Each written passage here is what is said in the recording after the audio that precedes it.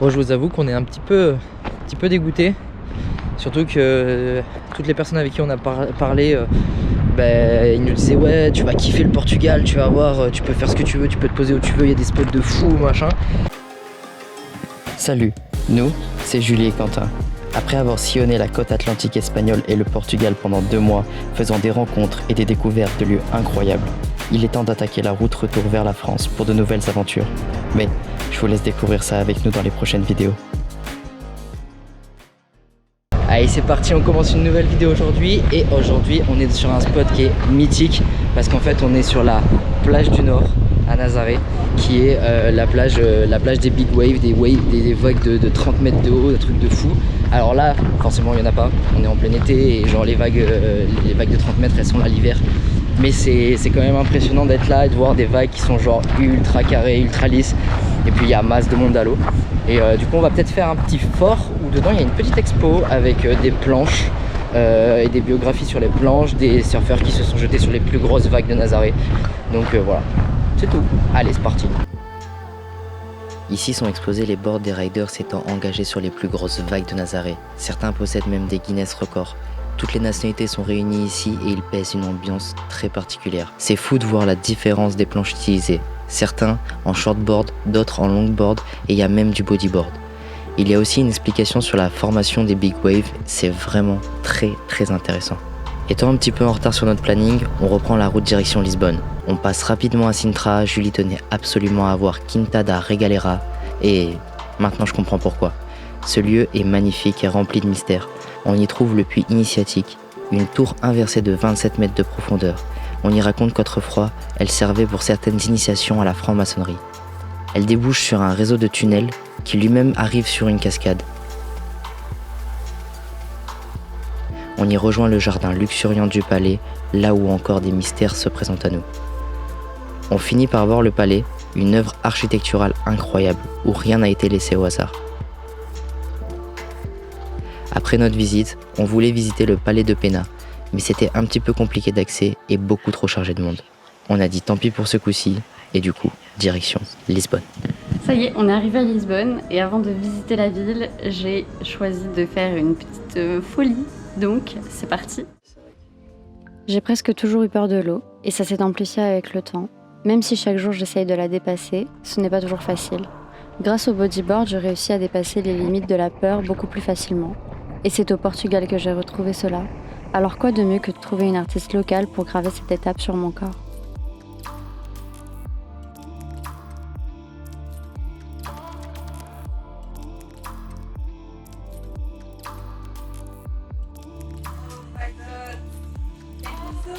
Thanks to you. You didn't saw yet? No, I don't want to see it. Wow.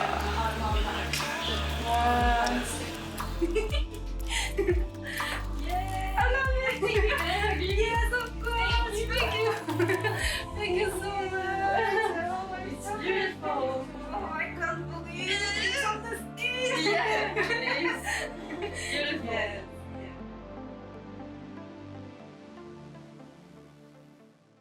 Bon allez, du coup c'est parti. Après la petite folie de Julie hier, aujourd'hui on va vraiment aller découvrir Lisbonne et on va commencer par le Cristo Rei. Donc allez, let's go. D'entrée de jeu, je vois ce camping-car et je me dis qu'on va se régaler en street photographie. Même si c'est pas mon domaine de prédilection, on va essayer de faire quelque chose. On découvre le Cristo Rei qui surplombe le magnifique pont du 25 avril et ça nous donne comme un petit air de San Francisco.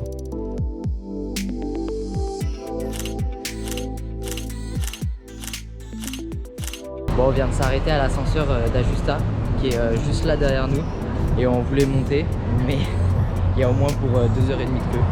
Donc on a décidé que tant pis et on continue notre visite tranquillement. En arrivant dans le centre-ville, on se rend compte qu'on est vraiment dans le Lisbonne touristique. Alors à notre habitude, on part s'enfoncer dans les petites ruelles pour s'imprégner de la vraie vie.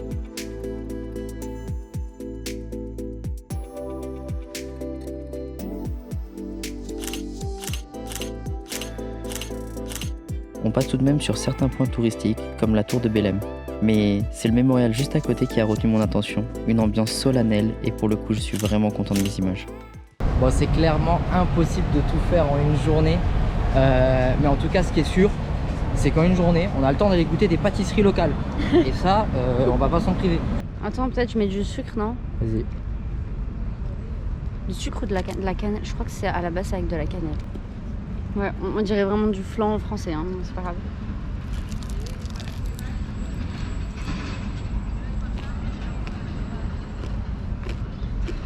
Côté. C'est un flan chaud. Mais c'est super croustillant, c'est bon? Bon, on va goûter. Hein. Moi, j'aime pas le flan à la base, donc on va voir. Alors? Ouais, c'est pas mal. C'est bon? Mais ça n'a pas du tout goût de flan. Hein. Ouais, ça goûte d'œuf quoi. Non? Non. Elle a le goût de cannelle parce que j'en ai mis 4 tonnes. Ah, voilà. Non, mais ça va, c'est bon. On finit la journée à LX Factory, une ancienne usine réhabilitée en lieu de rencontre, de créativité et de commerce. Vous connaissez Julie Passion Librairie? Comme par hasard, il y en avait une assez sympa ici, avec encore une presse à l'intérieur. On adore ce genre de lieu, l'ambiance est très calme, mais très festive, un contraste très particulier. On a été relativement surpris d'y croiser très peu de touristes, et on y a passé un très bon moment. Bon, bah ça y est, on a quitté Lisbonne et franchement, ça fait du bien. Parce que bon, les grandes villes c'est cool, mais c'est pas là où personnellement je suis le plus à l'aise. Là, on s'est retrouvé un petit spot en pleine nature et franchement, là on est bien. Là, on est vraiment bien. Donc ça fait plaisir. Après, à Lisbonne, il y a quand même des endroits sympas, je dis pas, hein, parce qu'on a fait quand même. Alors, on peut pas tout faire en une journée, clairement, on peut pas tout faire en une journée. Mais on a fait un quartier, enfin, c'est pas vraiment un quartier, c'est plus genre une sorte de zone industrielle qui a été réhabilitée pour avoir des magasins, des restaurants, tout ça. Et l'endroit est vraiment sympa, mais vous l'avez vu juste avant. Et là, du coup, on s'est trouvé un petit spot nature au milieu de nulle part, un peu à l'arrache, on n'avait rien prévu de particulier. Et du coup, on va regarder un petit peu ce qu'on peut faire aux alentours. Et si jamais on trouve pas, bah, c'est pas grave, on continuera notre route. Bon, du coup, on a décidé de continuer la route. On n'a pas vu grand chose de très intéressant à faire dans les parages de là où on était. Le spot était grave cool, mais on n'avait pas forcément envie d'y rester plus longtemps.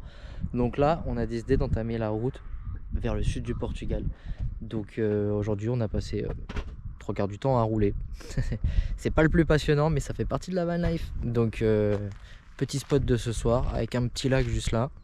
Je pense que demain on reprend la route et puis on continue à descendre dans le sud. Je vais profiter de cette petite pause pour refaire un petit point sur la déco parce qu'on s'est acheté un petit truc à Lisbonne qui nous a fait un peu kiffer. Donc je vais enlever ça et on va mettre autre chose à la place et ça on verra, on le mettra ailleurs. Bon hop, ça dégage. Et voilà, du coup c'est la nouvelle déco qu'on a trouvé du coup dans le quartier de Lisbonne qu'on aimait bien. Et donc là maintenant manger, dodo, ensuite demain on reprend la route pour le sud du Portugal. Allez, c'est parti. On va décoller de ce petit spot pour descendre sûrement directement en Algarve parce que de ce qu'on a cru comprendre par ici, les vannes aménagées, les camping-cars et tout ce genre de choses, c'est pas trop leur kiff. Donc il n'y a pas trop d'endroits où on peut se mettre sans trop risquer de prendre une amende. Il n'y a pas trop d'endroits où on peut se mettre de manière un peu sympa aussi. Il y a une grosse réserve naturelle qu'on pourrait visiter, mais c'est impossible d'y dormir dedans. Apparemment, il y a la GNR qui passe tout le temps. Enfin bref, ça a pas l'air d'être le plus fun. Donc c'est pas grave, on descend en Algarve. On va décoller de ce spot et on verra si c'est un peu mieux de l'autre côté. Mais c'est aussi ça du coup la van life. Faut s'adapter. Voilà, ici on n'est pas forcément les bienvenus. Bah c'est pas grave, on va ailleurs. Allez, let's go. Est-ce qu'on sait où on va? Pas du tout. Oui, on sait. Ah, on m'a donné dans l'oreillette que finalement on sait où on va. On va à Odessex, qui est un petit village apparemment sympa. Franchement, j'en sais pas plus. Mais il faudrait surtout qu'on trouve un endroit pour vider les eaux et tout. Ça, c'est un gros problème en van. C'est genre tous les 3 jours, c'est notre question de jour. Où est-ce qu'on vide les eaux? Où est-ce qu'on remplit l'eau? Puisqu'il faut que nous nous substantons en eau. Voilà, donc c'est l'activité du dimanche, c'est super. On adore. Bon allez, let's go, on y part.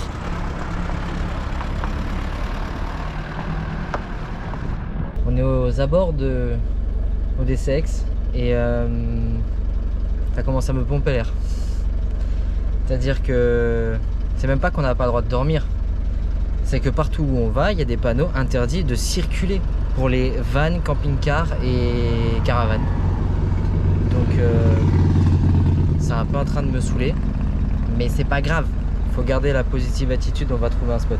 On va trouver un truc stylé. On s'est trouvé un petit parking et il y a la GNR qui juste là-bas, là on la voit pas, mais qui vient de passer et on leur a demandé en gros sur tout le parc national, donc de là où on est, même plus haut que là où on est, jusqu'à Sagresse, donc jusqu'à tout en bas, c'est interdit.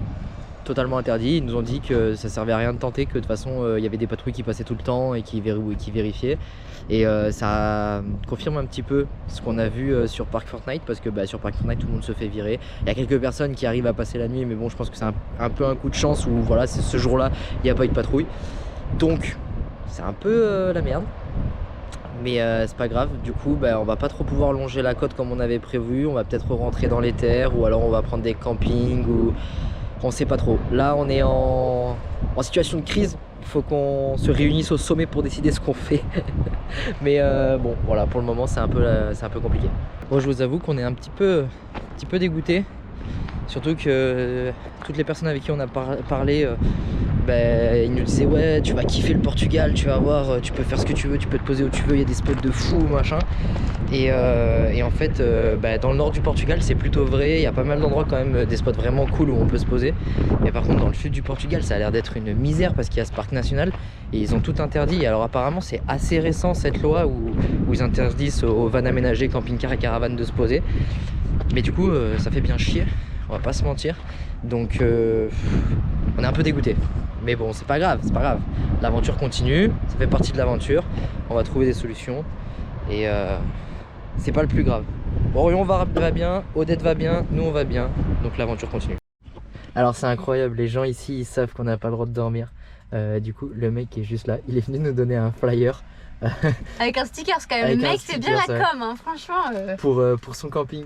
C'est genre, les mecs ils savent tellement que c'est interdit. Mais attends, je me demande du coup si c'est pas genre interdit pour favoriser genre le tourisme, genre directement genre dans les établissements prévus pour. Mais c'est une dinguerie, c'est une dinguerie. Bref, du coup à la base j'allais vous montrer. Nous en fait on est là et tout ce qu'on voit en vert c'est le parc national, et du coup ça va jusqu'en bas à Sagresse et ça revient un petit peu sur le côté, donc c'est un peu la merde.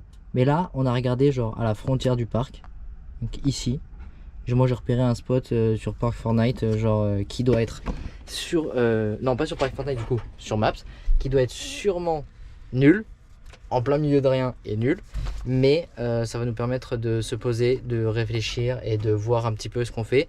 Ou sinon deuxième option, on va dans le camping que le mec vient de nous donner le flyer, donc à voir.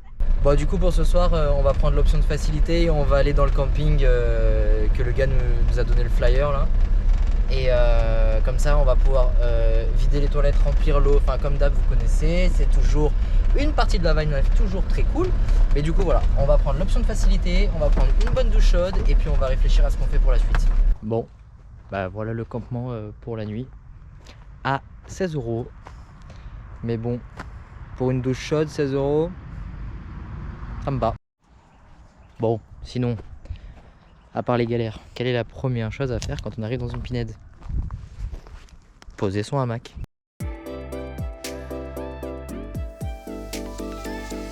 Je vous avoue que cette histoire nous a mis un petit coup au moral. Pour la première fois du trip, on est obligé de s'organiser. En soi, c'est pas très grave, mais on aimait bien se laisser porter par le vent et nos envies. Avec toute cette histoire, j'ai encore pas fait d'outro, mais n'oubliez pas de liker, de partager, de commenter, et on se voit la semaine prochaine pour de nouvelles aventures. Bisous, bye.